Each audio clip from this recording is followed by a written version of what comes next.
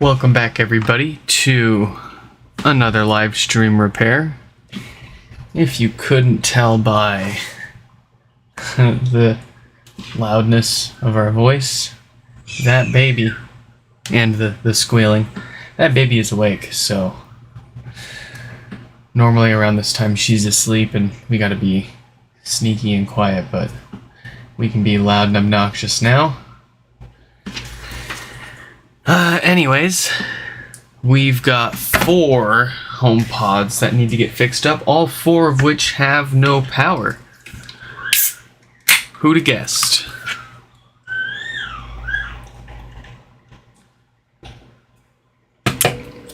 Let's pull our first one out. This one's from Johann, or Johann.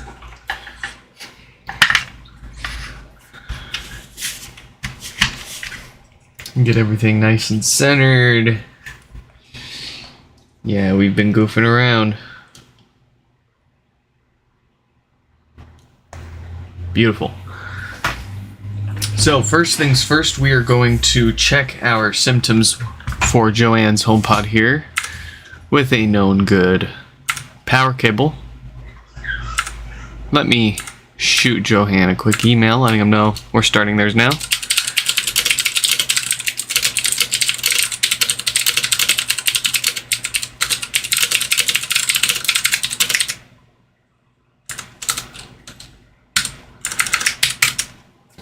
Alright, and we are missing the little tiny camera pointing to our kilowatt meter, so you guys, I'm waiting for the battery to charge on my phone here, but we'll go ahead and plug this in and see it's not responding to power or anything on the top here, and it is pulling about 4 watts of juice from the wall. So, appears to be another typical dead diode, but let's crack it open and find out.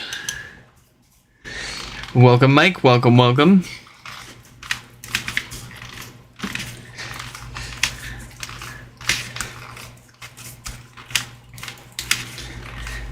A few repairs ago, we cracked one open with similar symptoms, and rightfully we guessed it was probably a dead diode, and it ended up being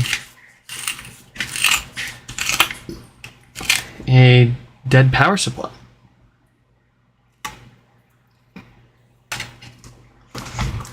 I'd say that's probably like around in 1 to 80 to like 1 in 100 chance, at least as far as the ones that we get in, for no power, where it's not that diode, but it's something else like a random shorted cap on the logic board, or something randomly blew up on the power supply, or a blown fuse in the power supply. But it's really rare for us to get any of those.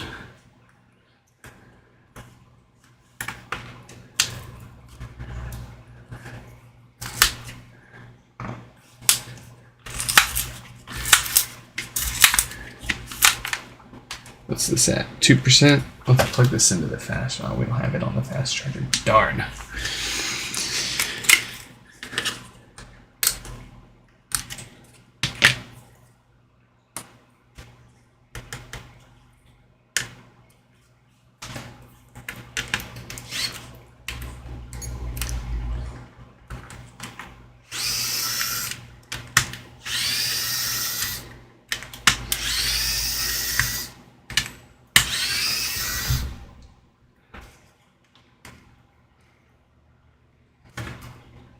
Oh, almost forgot our drawstring there. We go.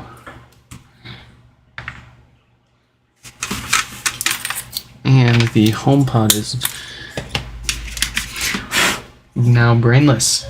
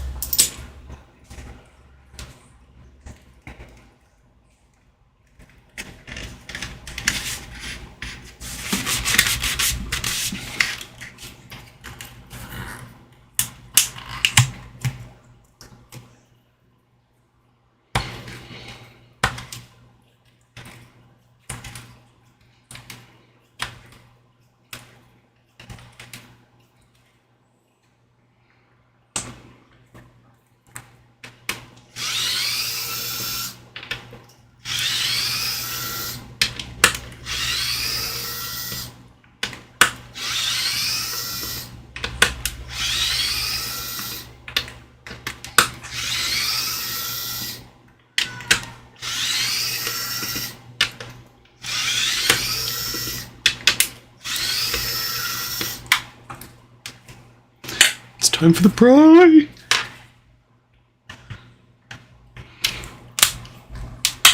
Ah, awful.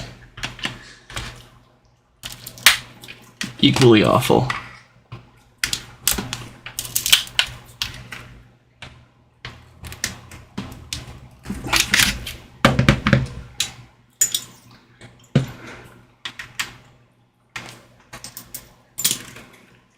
More alcohol. More alcohol.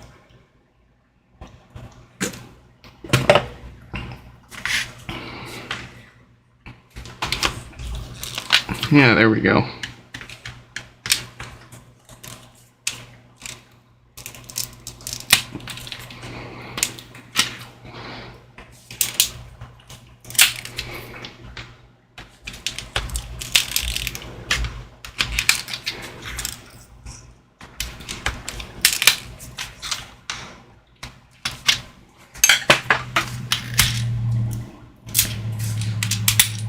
Unacceptable.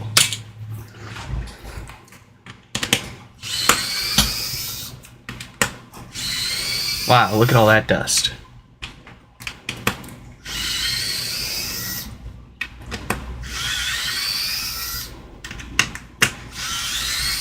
It's been a minute, has it, for you, hasn't it, little HomePod?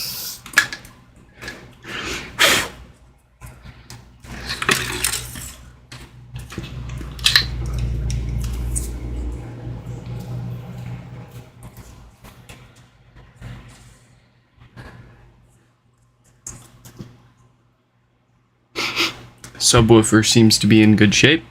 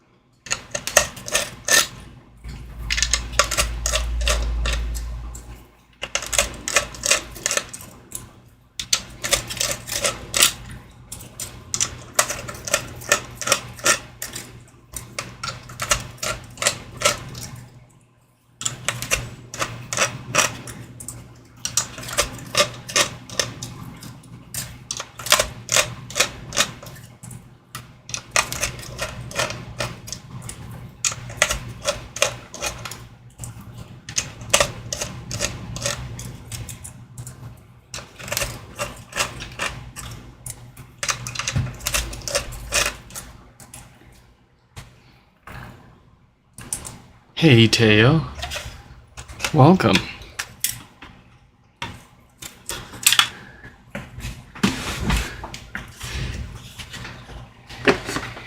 Yeah, well, you know the saying, hindsight is 20/20, and it did take a fair amount of time before someone else did come out with a more graceful way of opening these up, so I won't knock them too much for it, but it's still fun at the very least to poke at them for it.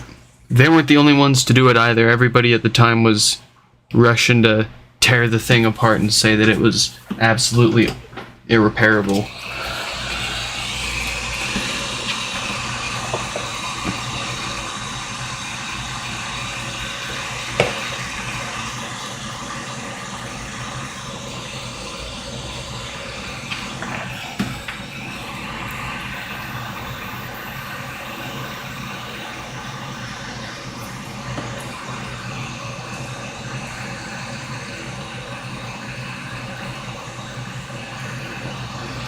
See if we can't get our auxiliary camera powered up here. Make it feel a little less broken. Yeah, it's been a minute since we've done like a streamed or a scheduled stream, hasn't it? It's been pretty difficult planning a consistent time to do that, but I think we've found a good time.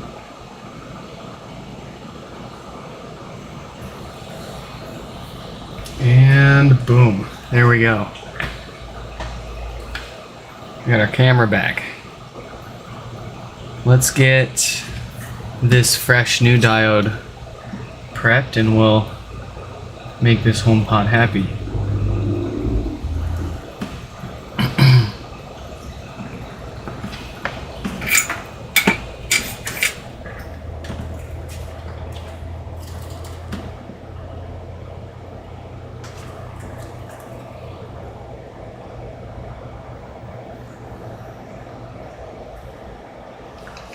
Beautiful.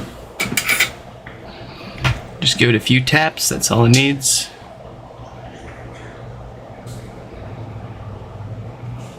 We'll slap it on there.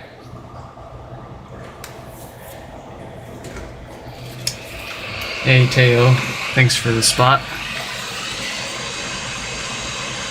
Yep, we got it at about 500 degrees Celsius, which is as hot as this thing gets. And it's the cheapest hot air gun on Amazon. So, who knows if it's actually hitting 500 degrees Celsius. I have a thermal gun we can actually check that with. Somewhere around here.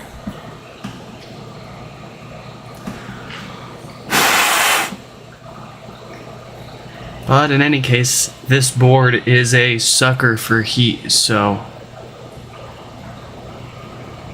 we crank it all the way up. We've got our airflow at about 7 out of, it's a funny scale, 7 out of 8, so that's like what, 80-85% airflow. If you're having a hard time pulling that diode off, heat the bottom of the board for like about 30 seconds and then go straight for the diode. That'll preheat the board a little bit and give you a little jump start there. As for our iron, we do have our iron cranked up really high at like 800 degrees Fahrenheit, but we like to be quick and smooth. We don't like to dilly-dally with a moderate amount of heat. That can end up causing more problems, taking longer with less heat than being quicker with more heat. It's a very fine balance between the right amount of heat with the right amount of time and making yourself some very expensive toast.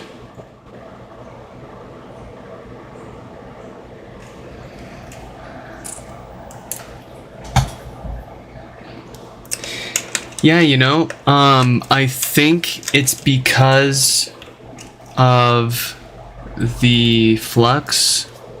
It's helping keeping everything on there. You'd think that, yeah, stuff would go flying all over the place, but the surface tension of, you know, them already being soldered into place, they're not going anywhere. And then where was I going with that? Yeah, it's kind of surprising because I do get a lot of people emailing us saying that they blew off that tiny little capacitor to the left of that diode. We've got a common issue up on our website for it. It happens that much to people. And I still personally have not had that happen once to me. We have bumped that capacitor off a few times.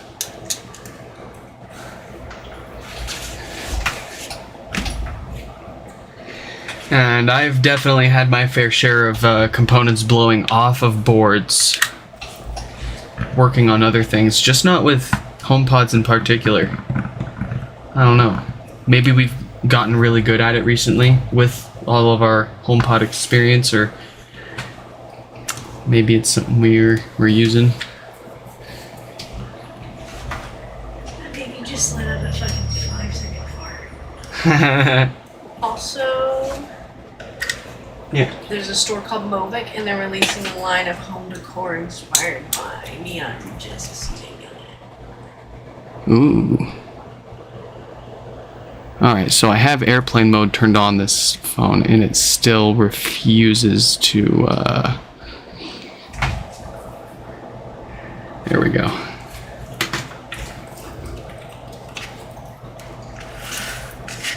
Yeah, I have airplane mode turned on this iPhone that I use as this secondary camera here. And somehow the HomePod setup prompt still shows up on it.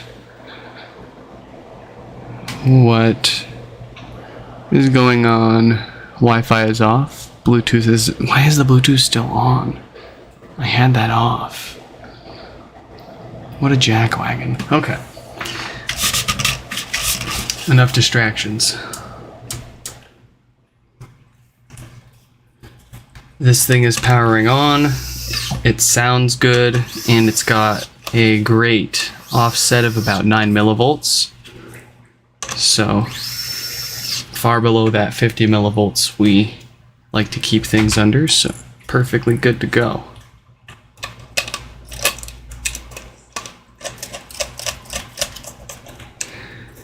Just a dead diode.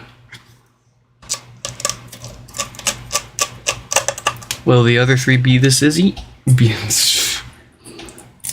Will the other three be this easy?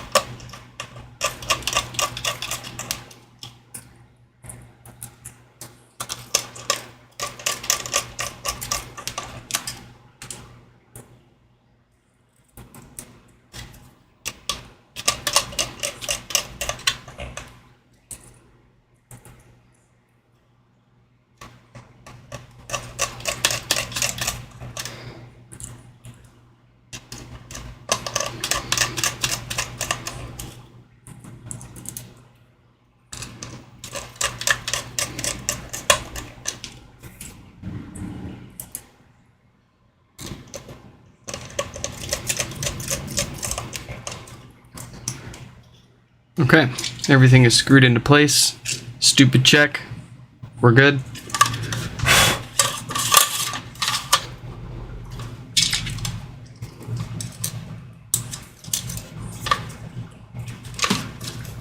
Let's seal her up.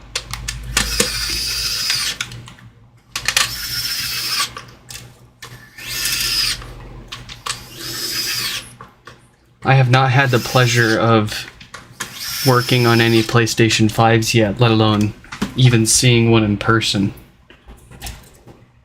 The newest game console that I currently own, aside from technically speaking my PC, would be... Is it that Xbox 360 that we've got? Yeah. I think it's an Xbox 360 Slim, and it's my wife's. Nope, I lied. We've got the Nintendo Switch.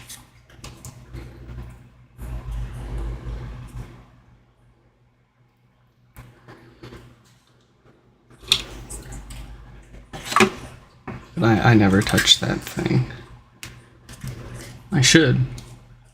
Games look really good.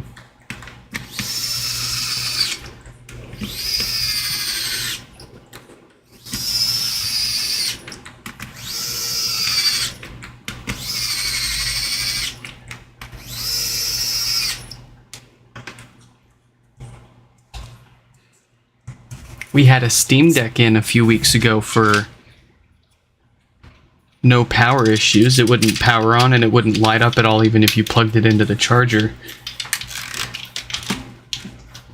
And that ended up actually being a broken USB-C port, which took the whole thing down. We've got a couple of live streams up on our channel if you want to check that out, but I got a chance to play with that for a little bit once we got it working, and I kind of really want one now.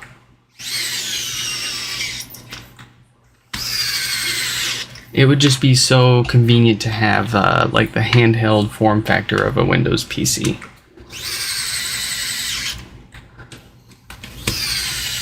Well, for me personally, to do a lot of the stuff that I'd be doing. I'd be doing a lot of remote desktop work, and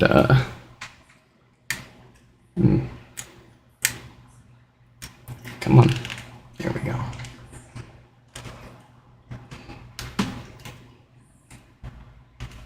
Some basic internet browsing.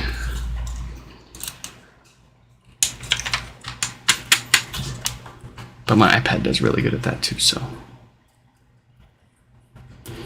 But see, if I had the Steam Deck, then I could also play actual games on it. And then I would actually play games. I don't play games on my iPad because I'm not really into mobile games. A lot of the mobile games, at least.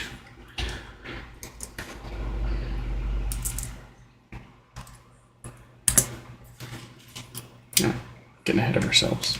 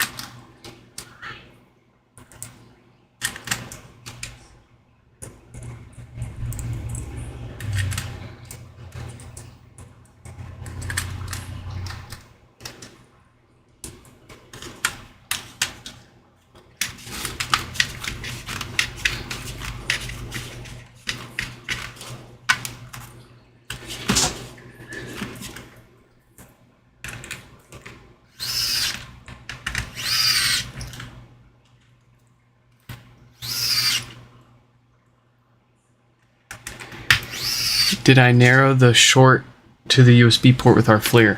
So we didn't end up actually finding any shorts anywhere. What we ended up doing was, after visually inspecting the whole board like a handful of times and poking a few things with our multimeter, common areas that other people online have reported issues with, like the charger IC, in that general area. We didn't find anything wrong. So we almost gave up, and we just started looking around the board until we looked inside of the USB-C. Oh, no. We did try to, we plugged it in and we tried to measure the 5 volts in. And that's right away when we noticed, okay, we're not getting 5 volts in. Eureka. And we looked at the USB-C port and noticed that it was, a few pins in there were physically missing, and one of them was like smashed back in there. So that was one dead giveaway at least. And then the fear, of course, was, well, is this the only thing wrong with it, and is this the thing that's actually preventing the thing from turning on? Lo and behold, it was. We got the port replaced, charged right up, turned right on. We did a full diagnostics check and sent it back. Easy peasy. I was very fortunate that there was one other guy on YouTube with one video where he did the same repair, replacing the USB-C port. And I didn't necessarily need the video to see how it was done, but what I needed was that part number for the replacement USB-C port. could not find that anywhere.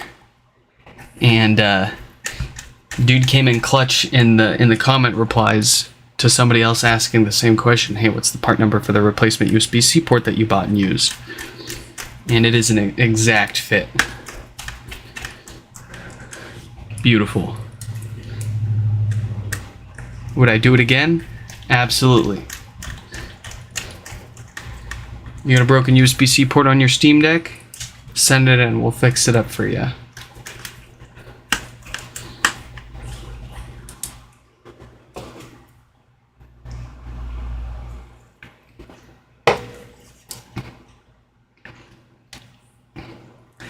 It kind of boggles my mind how they went through, like it's such a repairable device, and then the USB, the sole single way to power the device and charge it is the one USB-C port that's soldered directly to the motherboard.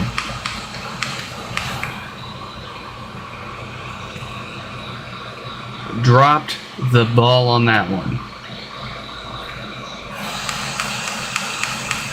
Look at the new Fairphone that just came out.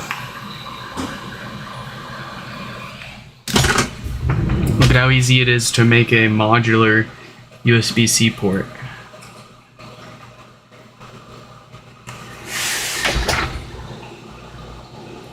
And that thing's water resistant too.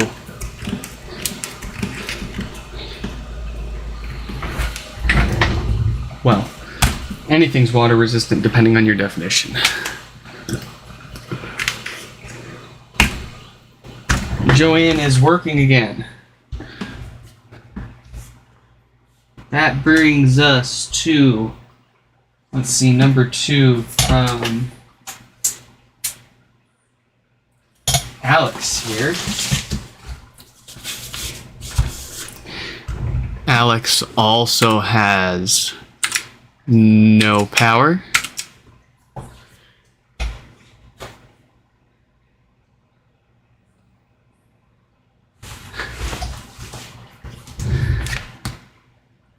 I'm having trouble Beautiful.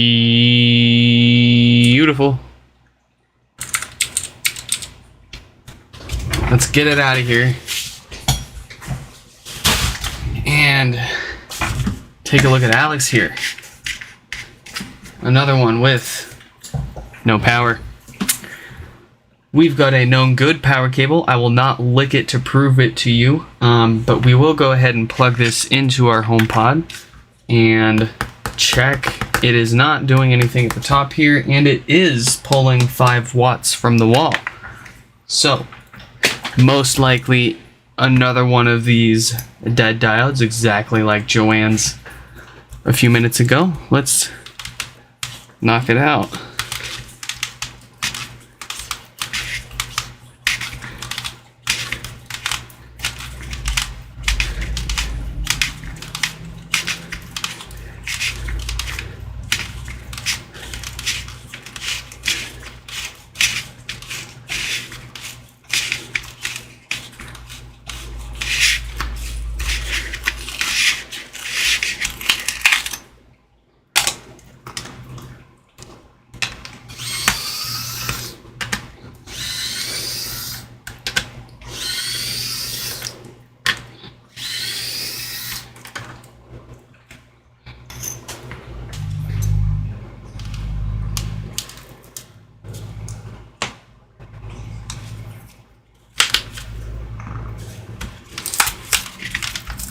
Yeah.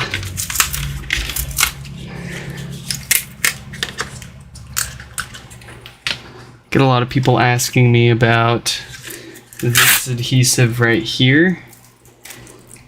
It is super thin. It's not made of foam or anything special.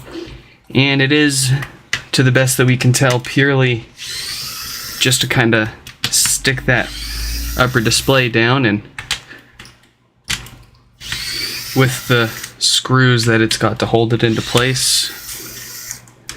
If you're doing these repairs yourself, you do not need to be concerned with replacing that adhesive. It's not going to change the sound or behavior of the HomePod at all. It's not going to rattle itself apart. I can promise you that.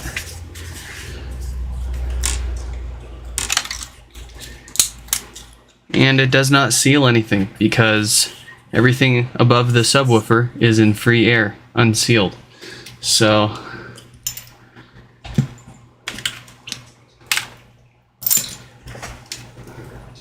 no worries.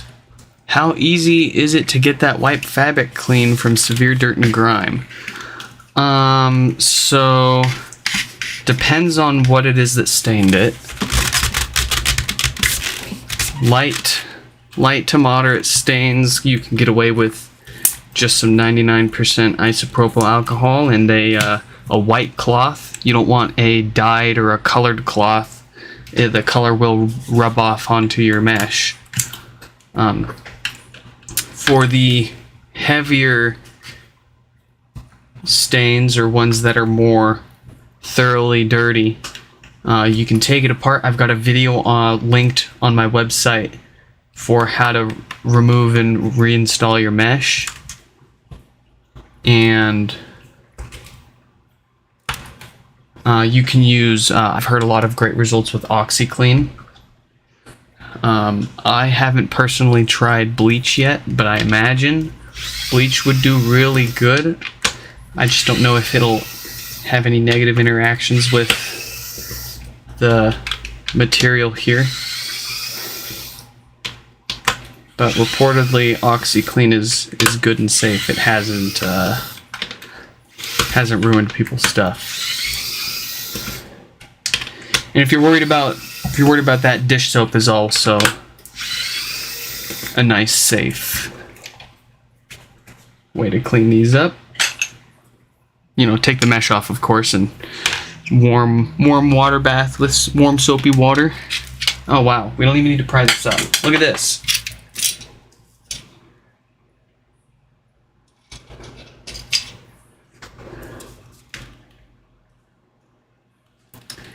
That is kind of suspicious.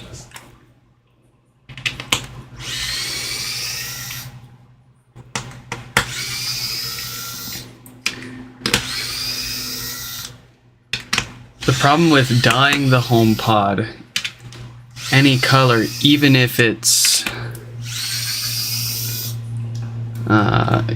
even if you want to dye it like black, is it's gonna show, like, the coloring, it's gonna show the stain still. It's in some cases it's gonna contrast with it even and show it even more. Really hit or miss depending on how that turns out with dirty and damaged meshes that get colored. I did a green one for somebody who had a big hole in the side of theirs, and it ended up actually looking really nice. And then I've done a few for myself that, of course, turned out like crap, but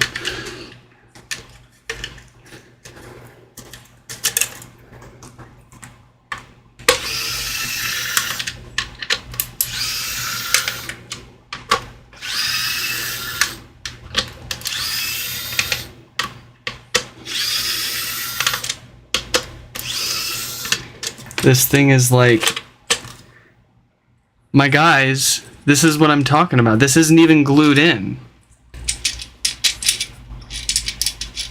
I don't want to hear anybody complaining to me about not gluing the top basket down when Apple themselves doesn't even do it. There's zero, well, there's like in the slide, it's like they tried squeezing the glue out of an already empty tube of glue and like tried to scrape the rest of it off on there. It wasn't doing anything here. You saw us. We didn't pry this up. We lifted it by hand. That's insane. That is concerning. Well, it's not. It just reaffirms what we've been saying this whole time, which is that glue hasn't been serving any meaningful functional purpose.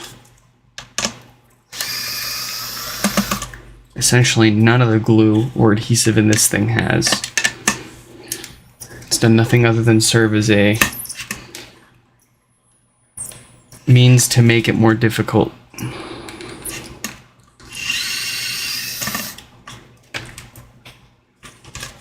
Power supply is out. That is not the culprit. However, we are going to that amplifier.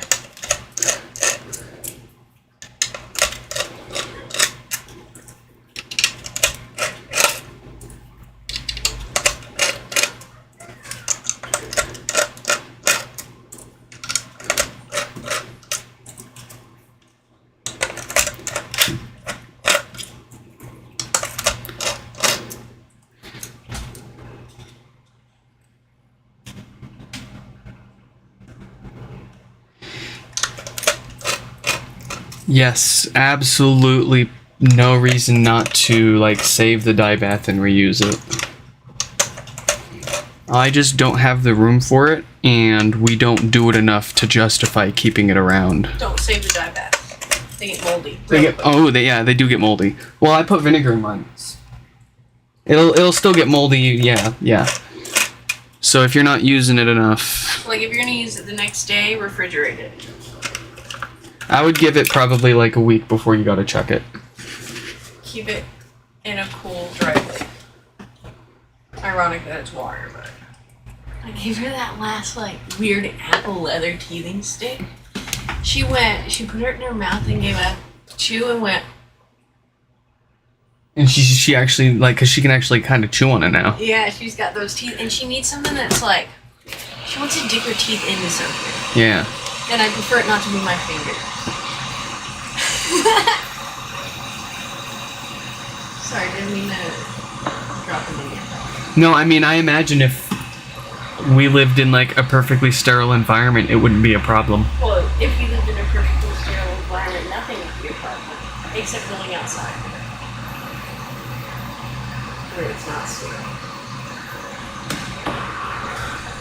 It's impossible to have a perfectly sterile environment, unless you have like.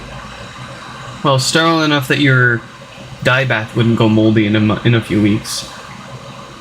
Like if you can grow mushrooms without them getting moldy, you can definitely keep a dye bath around without it getting moldy. You just have to be really freaking clean about it. And like, I'm not going through all that effort to keep some dye bath. Also depends on the time of the year too. You know? Oh yeah, you don't want all that crap floating around in the summertime. Well, not only that, when it's wetter and colder here, we get more mold. You're just screwed all year round. We're fucked. She hasn't made a sound since I gave her that. Do we need to get more of those? They're expensive. Yeah, but she can't chew through them. She has, it's one and done kind of thing. Yeah. That's why I don't like them. They're expensive. But for how long it pacifies her, it's I guess you're getting the same amount of money's worth as like the Cheetos or whatever. She likes some. She doesn't like the puffs too much. I think she prefers the other ones. She'll probably like the puffs more when she gets teeth. Because right now she's got to crunch them on her gums, and that can't feel great. Yeah. Well, they're made for 7 months plus, but she likes the longer stick ones, as opposed to like the Cheeto shape. You know what I mean? Yeah, she can grab it.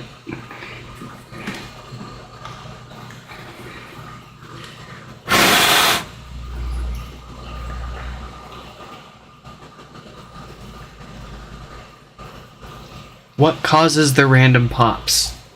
Essentially, it is the change in state of power of your amplifier. The HomePod will go into a low power state after about 10 minutes of inactivity, and any kind of activity is going to wake it up again. During those changes in power, the amplifier turns on or off, and that gives it the opportunity to click a little bit. And that clicking comes from simply just the amplifier circuitry powering up, and sometimes there is a little bit of a delay there in filtering that what produces that click. Essentially, that clicking is coming from DC voltage or DC offset. And a tiny little click as it goes in and out of standby mode is perfectly fine. And I mean, I've unboxed brand new HomePods and they do it. And to the best that we can tell, there's nothing wrong with them, and this is pretty much expected normal behavior to have on your HomePod and quite a few Class D audio amplifiers in general. It just really depends on how good you build your audio filtering. And in Apple's case, they didn't do the best, but they didn't do the absolute worst.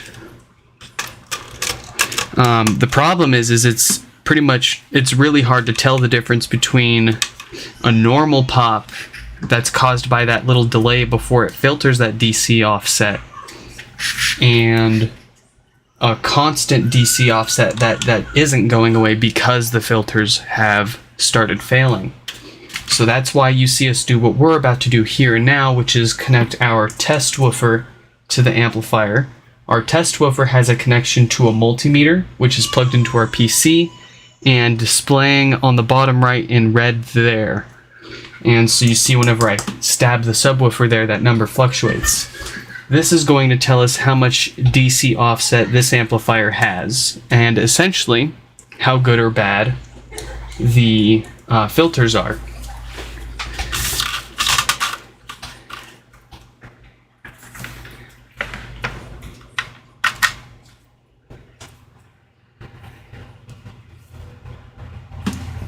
And they can be more or less noticeable depending on how warm or cold it is, and you can more often than not reproduce it on demand by waking it up and then unplugging it from power. And if you listen really closely, you will hear it. You'll hear it every single time, I guarantee it. If you can't hear it, I'd get your ears checked. Maybe you're starting to go out. I know mine are. But speak of the devil, this one needs new filters. Our offset is at 280 millivolts, and it's continuing to grow bigger and bigger. That can't be bigger than 50 millivolts, otherwise we run the risk of damage to the amplifier and the subwoofer. So, this unfortunately needs new filters, which, I hate doing filters. I hate it, but it is what it is. We're going to do them so they don't have to ship this back to us because it developed death farts. You can fix Siri by replacing the amplifier with wires and wiring it to your home theater amplifier. God, I hate doing these stupid filters.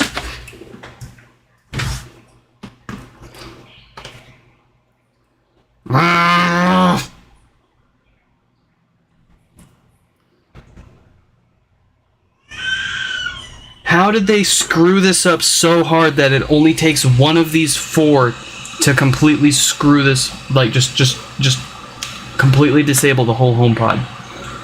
One of these four can go bad, and the whole HomePod poops.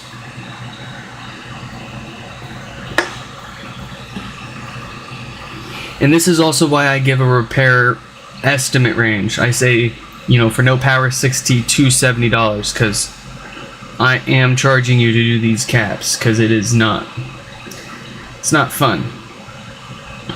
It's a lot of extra risk.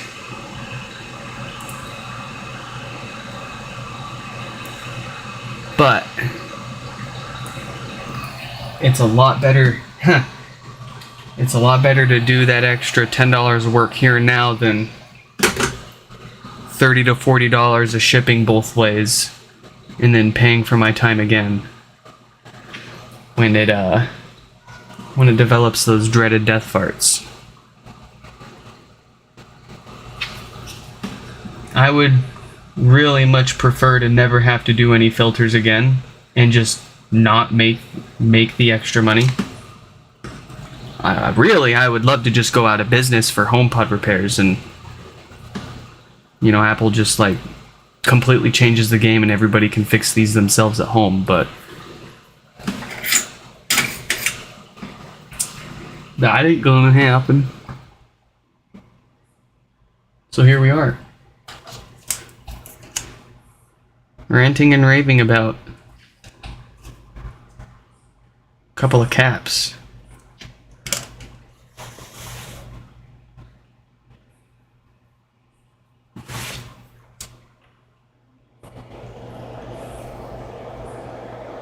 And of course my iron is being a complete butthole. There we go. Yeah.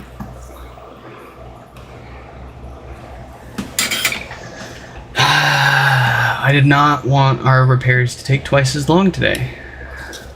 But sometimes that's just how it is. Some days you've got 10 HomePods with no power and not a single one needs new filters, and then other days you've got 10 HomePods with no power and all 10 of them need new filters. I don't get it.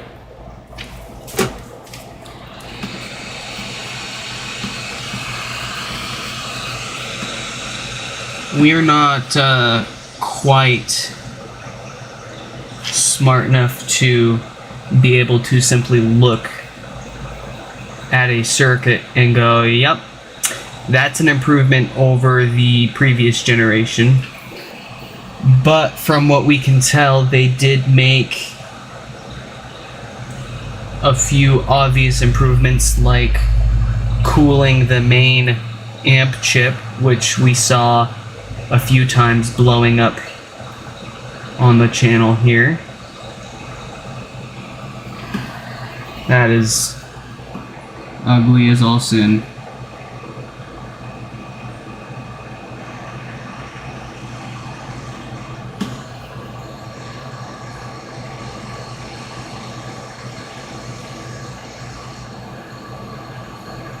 It's still ugly.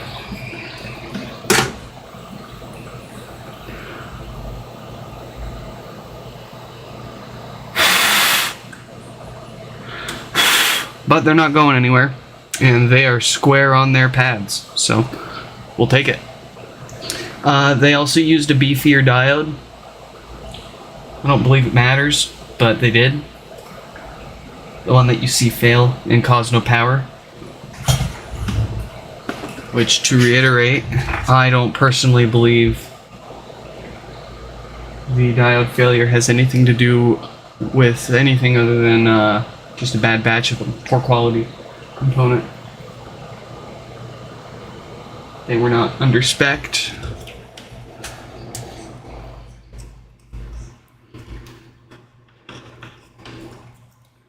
They're not the wrong part for the job. They were just made poorly.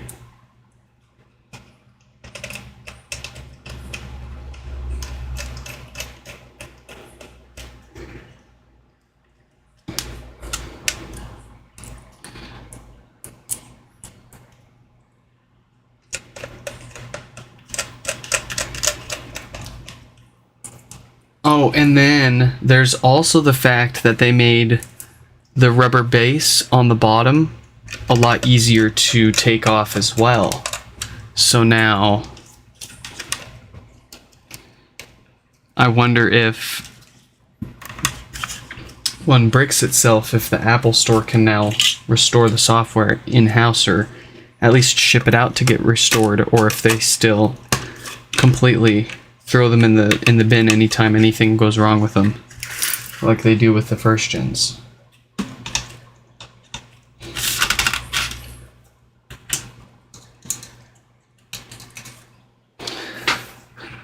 Okay, is this thing finally happy?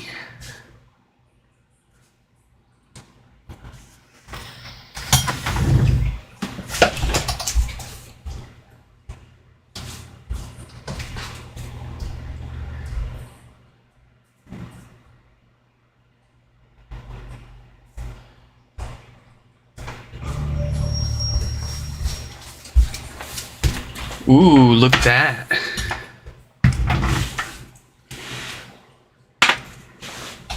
that is something I can sleep at night with.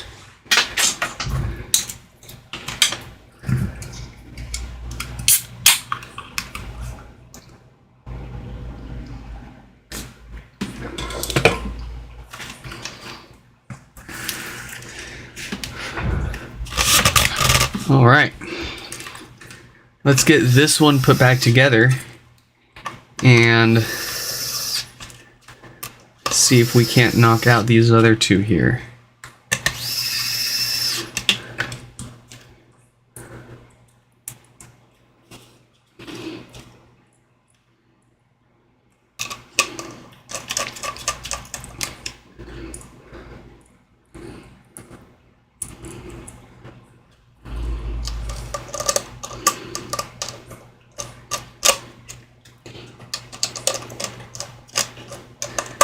Yeah, I'm sitting over here sweating bullets over charging people an extra $10 to replace 4 more SMD components. And people are sitting here telling me that I need to be charging like $120+ for these repairs. I'm never going to charge that much for HomePod repairs in particular. Definitely going to be charging $100 for like a Steam Deck USB-C port replacement. That was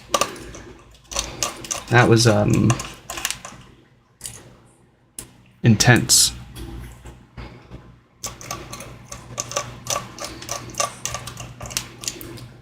Really just because it was so difficult to get the old one off without damaging anything else.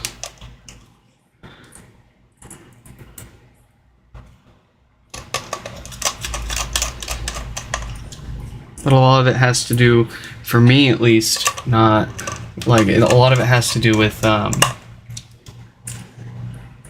much time it takes to do the repair, how knowledgeable I am in that device. Like, I'm not going to charge you $60 an hour to repair a device that I know nothing about, when I'm charging $60 an hour to repair a device that I know everything about, and it's going to take me twice as long to fix that thing I don't know anything about. That's why I don't do like hourly rates or anything like that. I try to figure out, I factor in how much do I know about this device, what are the risks, like how much could I potentially break and need to replace, and oh man, what was the third one? The third one was really good. How much the device itself is actually worth. That's a very big factor, because at the end of the day, like,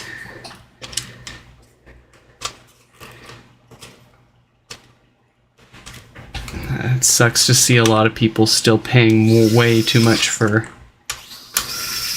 repairs on devices that aren't nearly worth that much, and that's the only option they got, so they're gonna do it.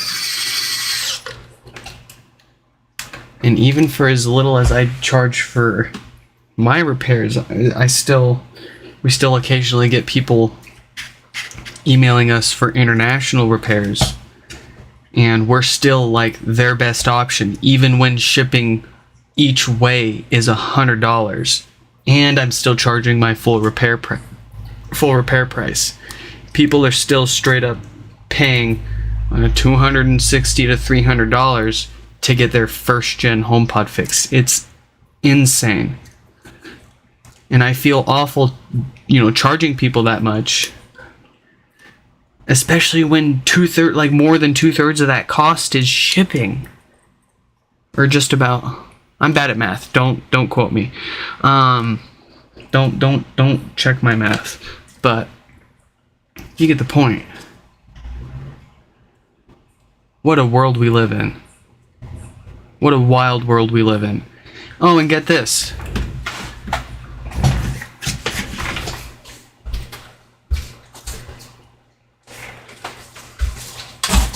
My work was just throwing this thing away, Segway 9 bot, because somebody had broken the wheel off of the frame. Replacement frame, $20.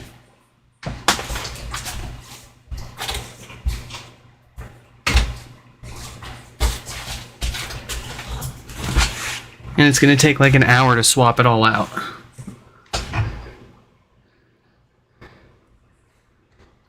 If you were curious, yes, we will live stream fixing up that Segway 9 bot when the replacement frame arrives.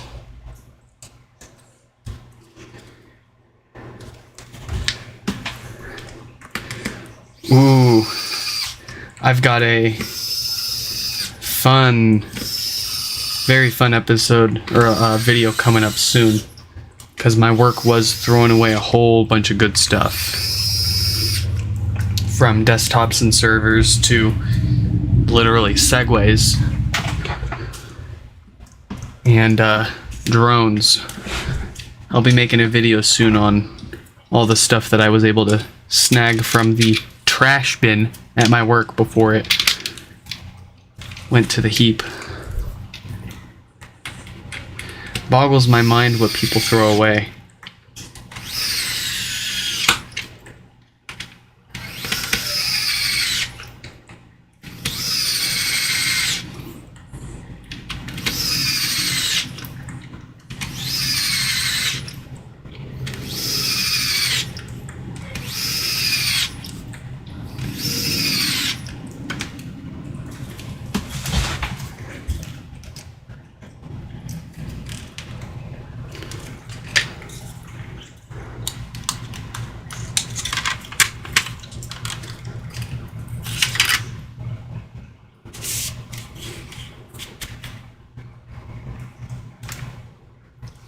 Oh, dumpster diving is my absolute favorite.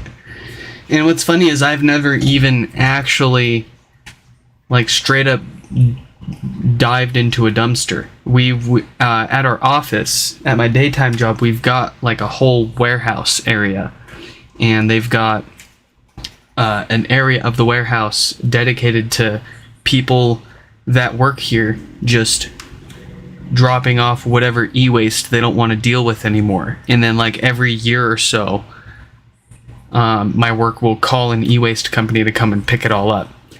And they give me a heads up before they have them come by, and they're like, hey, you know, if you want anything, go and get it. I've been there for 10.5 years, so they give me first pick before everybody else, which is awfully nice. Thank you, guys.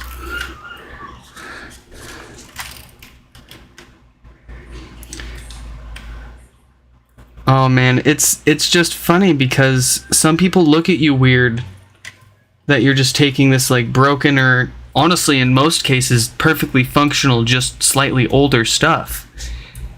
And the way I see it is it's like somebody giving away a 2010 Chevrolet Camaro.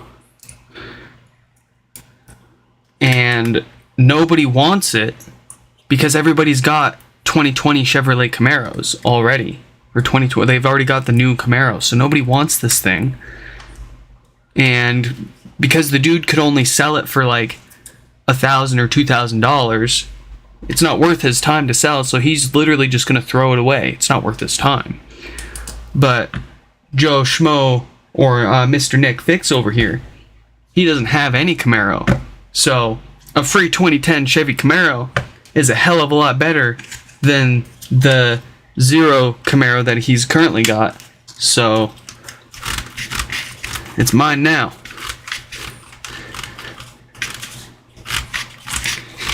And hey, if I've already got a 2010 Camaro,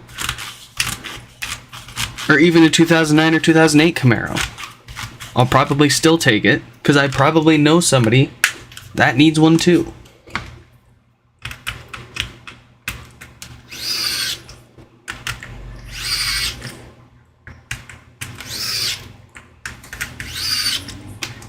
And like, I don't know.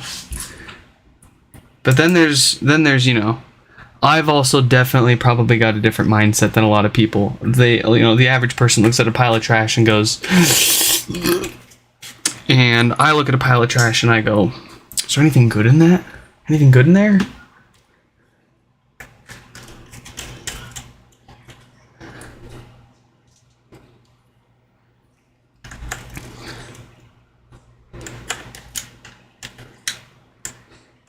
Have I ever had any of the Apple engineers or developers reach out to you and talk about these HomePods?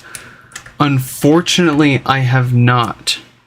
I would be beyond elated if anybody that is or has ever worked on the Apple HomePod or anything that has anything to do with it. I would love to talk to you, like, on the record, off the record, on the record in reverse, half speed, 4 times speed. It doesn't matter to me. I want to talk. I want to hear what you have to say, your thoughts about everything that I've said and worked on up to this point, because I guarantee you there's things that I think that I know that I'm certain on, and there's definitely some Apple engineers over there, and they're snickering and they're laughing to their coworkers like, look at this guy make himself look like an absolute idiot, thinking that he knows what's up here. No, I'm sure that we're wrong on some things. I'm sure we've misunderstood a few things, and I'm sure there are reasons why they've done some things that we were wrong about. I would love to hear about it, even if I can't say anything. I have gotten as close as people who knew people that worked at Apple, and they managed to get their hands on pre-production HomePod units, and ironically enough, those ones ended up having the same problems. That's why they sent them in. No power, dead diode. So, as far back as before Apple even released the HomePod, and they were giving their internal employees to test hardware, or the test HomePod hardware, even those ones had that problem diode.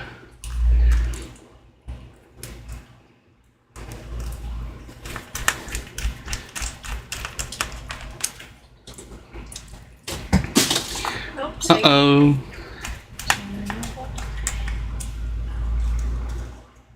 How many more is Dad got?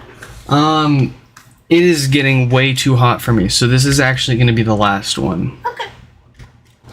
We're going to do the other 2 tomorrow. Is that a door jam? Your favorite? I don't know why. I guess the sun's out. Yeah, like it is pretty sunny. It was raining earlier. I liked that. The AC is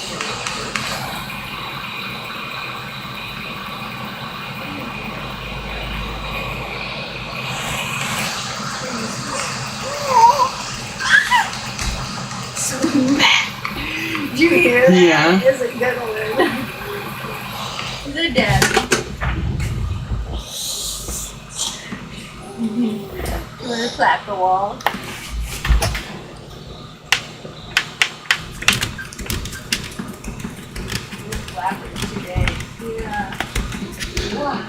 Alright, folks, you heard it right. This is going to be the last one for today. Apologies for the disappointment, but I am sweating and I don't feel like swimming in it. So,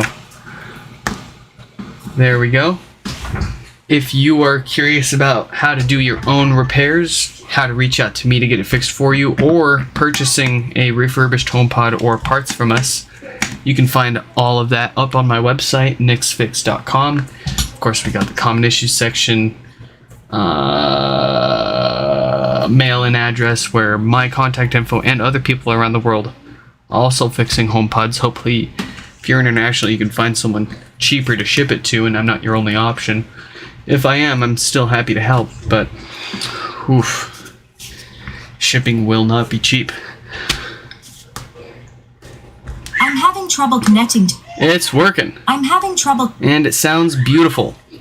Folks, I hope you all enjoyed this live stream repair, and I will hopefully see you all again tomorrow at the same time. Goodbye. No. No. You don't want the baby? This little baby? Look at her.